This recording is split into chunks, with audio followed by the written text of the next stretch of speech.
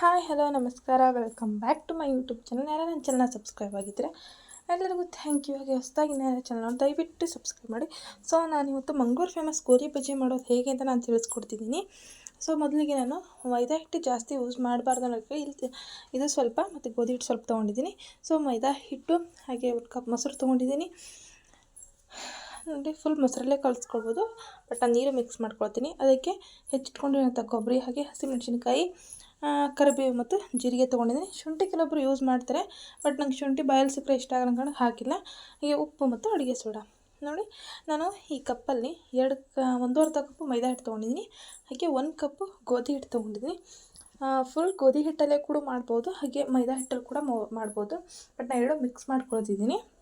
ಅದಕ್ಕೆ ಉಪ್ಪು ಮತ್ತು ಸೋಡಾ ಹಾಕ್ಕೊಂಡ್ಬಿಟ್ಟು ಕರಿಬೇವು ಹಾಗೆ ಜೀರಿಗೆ, ಹೆಚ್ಚಿಟ್ಕೊಂಡಿರೋಂಥ ಕೊಬ್ಬರಿ ತೊಗೊಂಡಿದ್ದೀನಿ, ಚಿಕ್ಕದಾಗಿ ಹೆಚ್ಚಿಟ್ಕೊಂಡಿದ್ದೀನಿ. ಹಾಗೆ ಹಸಿಮೆಣಸಿನ್ಕಾಯಿ ನಾನು ಹೇಳಿದ್ನಲ್ವ, ಶುಂಠಿ ನನಗೆ ಬೇಡ ಅನ್ನೋ ಕಾರಣಕ್ಕೆ ನಾನು ಹಾಕ್ಕೊಂಡಿಲ್ಲ, ನೀವು ಹಾಕ್ಕೊಳ್ಬೋದು. ಸೊ ನೀಟಾಗಿ ಎಲ್ಲದನ್ನು ನೀಟಾಗಿ ಮಿಕ್ಸ್ ಮಾಡ್ಕೊಂಬಿಟ್ಟು ಇವಾಗ ತೊಗೊಂಡ್ಕೊಂಡಿರೋಂಥ ಫುಲ್ 1 ಕಪ್ ಮೊಸರು ಕೂಡ ಹಾಕ್ಕೊಳ್ತೀನಿ.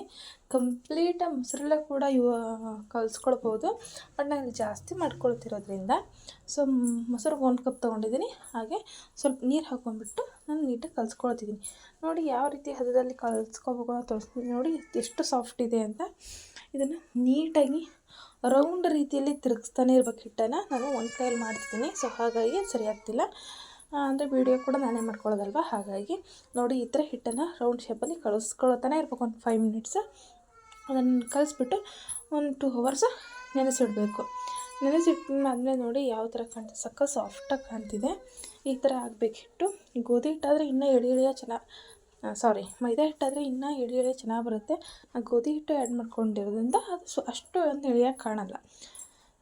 ಸೊ ನೋಡಿ, ಇವಾಗ ಎಣ್ಣೆಲಿ ಬಿಡ್ತೀನಿ. ಎಣ್ಣೆ ಒಲೆ ಮೇಲೆ ಇಟ್ಕೊಂಡೆ ಕಾದ ನಂತರ ಹಿಂಗೆ ನೀರಲ್ಲಿ ಕೈ ಎತ್ಕೊಂಡ್ಬಿಟ್ಟು ಹೀಗೆ ಸಣ್ಣ ಸಣ್ಣ ಉಂಡೆಗಳಾಗಿ ಇದರಲ್ಲಿ ಬಿಟ್ಕೊಳ್ತಿದ್ದೀನಿ. ಎಷ್ಟು ಚೆನ್ನಾಗಿರುತ್ತೆ ಅಂದರೆ ಮೇಲ್ಗಡೆ ಕ್ರಿಸ್ಪಿಯಾಗಿ ಒಳಗಡೆ ಸಾಫ್ಟಾಗಿ ತುಂಬ ಚೆನ್ನಾಗಿರುತ್ತೆ. ಇದರ ಜೊತೆ ಕಾಯಿ ಚಟ್ನಿ ಮಾಡಿಬಿಟ್ರಂತೂ ತುಂಬ ಚೆನ್ನಾಗಿರುತ್ತೆ. ದಯವಿಟ್ಟು ನನ್ನ ಚಾನಲ್ನ ಇನ್ನೂ ಯಾರು ನೋಡ್ತಿದ್ದೀರಾ ಪ್ಲೀಸ್, ಅಂದರೆ ಇವಾಗ ಯಾರು ನೋಡ್ತಿದ್ದೀರಾ ಪ್ಲೀಸ್ ಸಬ್ಸ್ಕ್ರೈಬ್ ಮಾಡಿ, ಲೈಕ್ ಮಾಡಿ, ಹಾಗೆ ಶೇರ್ ಮಾಡಿ ಮತ್ತು ಕಮೆಂಟ್ ಮಾಡಿ. ನೋಡಿ ಬೇಯಿಸ್ಕೊಳ್ತಿದ್ದೀನಿ. ಇದು ಫಸ್ಟ್ ಅಲ್ವಾ, ಅಷ್ಟು ಎಣ್ಣೆ ಕೂಡ ಅಷ್ಟೊಂದು ಸೆಕೆಂಡ್ ಟೈಮ್ ಬಿಟ್ಟ. ಇನ್ನು ನಾನು ಸ್ಟಾರ್ಟಿಂಗ್ನಲ್ಲಿ ನಿಮಗೆ ತೋರಿಸ್ತಿದ್ದೀನಿ ಏನು ಮಾಡ್ತಿದ್ದೀನಿ ಅಂತ. ಈಗ ಮತ್ತೆ ಬಿಟ್ಕೊಳ್ತಿದ್ದೀನಿ. ಇವಾಗ ನೋಡಿ ಎಷ್ಟು ಚೆನ್ನಾಗಿ ಬರುತ್ತೆ ಅಂತ. ಕೈಗೆ ಪ್ರತಿ ಸಲ ನೀರು ಹಚ್ಕೊಂಡು ಬಿಟ್ಟರೆ ಹಿಟ್ಟು ಕೂಡ ಕೈಗೆ ಅಂಟೋದಿಲ್ಲ, ಅಷ್ಟು ನೀಟಾಗಿ ಎಣ್ಣೆಲಿ ಬಿಟ್ಕೊಳ್ಬೋದು.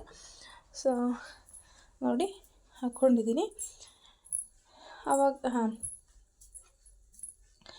ಇವಾಗ ಇದನ್ನು ನೀಟಾಗಿ ಅಂದರೆ ಲೋ ಫ್ಲೇಮಲ್ಲಿ ಇಟ್ಕೊಂಡ್ರೆ ಕೆಳಗಡೆ ಇರೋದು ಅಂದರೆ ಒಳಗಡೆ ಚೆನ್ನಾಗಿ ಬೇಯುತ್ತೆ. ಹೈ ಫ್ಲೇಮಲ್ಲಿ ಬೇಗ ಬೆಂದಿರೋ ಥರ ಕಾಣಿಸುತ್ತೆ ಅಷ್ಟೇ, ಬಟ್ ಬೆಂದಿರೋದಿಲ್ಲ. ನೋಡಿ ಈ ಥರ ನಾನು ಫ್ರೈ ಮಾಡ್ಕೊತಿದ್ದೀನಿ. ನೋಡೋಕ್ಕೆ ತುಂಬ ಚೆನ್ನಾಗಿರುತ್ತೆ, ಸಖತ್ ಟೇಸ್ಟಿಯಾಗಿರುತ್ತೆ. ಕೆಲವೊಬ್ಬರು ಸಕ್ಕರೆ ಕೂಡ ಆ್ಯಡ್ ಮಾಡ್ಕೊಳ್ತಾರೆ. ನನಗೆ ಸ್ವೀಟ್ ಅಷ್ಟಾಗಿ ಇಷ್ಟ ಆಗಲ್ಲ ಅನ್ನೋ ಕಡೆ ಹಾಕ್ಕೊಂಡಿಲ್ಲ. ಸೊ ಅದು ಕೂಡ ಆಪ್ಷನಲ್ಲು. ನೋಡಿ ಎಷ್ಟು ಚೆನ್ನಾಗಿ ಬಂದಿದೆ ಅಂತ. ಕಾಯಿ ಚಟ್ನಿ ತುಂಬ ಚೆನ್ನಾಗಿದೆ. ದಯವಿಟ್ಟು ನನ್ನ ಚಾನಲ್ ಇನ್ನೂ ದಯವಿಟ್ಟು ಸಬ್ಸ್ಕ್ರೈಬ್ ಮಾಡಿ, ಲೈಕ್ ಮಾಡಿ, ಹಾಗೆ ಶೇರ್ ಮಾಡಿ, ಕಮೆಂಟ್ ಮಾಡಿ. ಸೊ ಲಾಸ್ಟ್ ಎಡಿಟ್ ಮಾಡಿದ್ಮೇಲೆ ಈ ಥರ ಕಾಣಿಸ್ತೀನಿ, ಏನಪ್ಪ ಆಗೊಂಥರ ಈಗೊಂಥರದಿಂದ ಅಂದ್ಕೊಳ್ಬೇಡಿ. Thank you, bye.